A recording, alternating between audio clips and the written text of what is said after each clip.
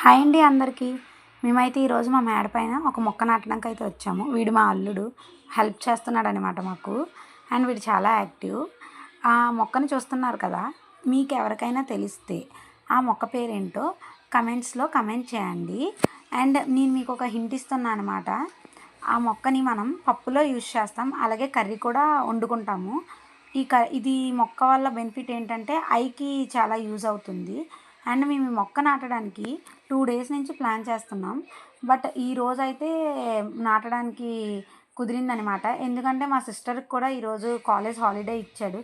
వీడు చూడండి, కెమెరా వాడి వైపు చూపించగానే ఎలా డ్యాన్స్ వేస్తున్నాడో, ఇలానే గెంతి గెంతి దెబ్బలు కూడా తగిలించుకుంటాడు.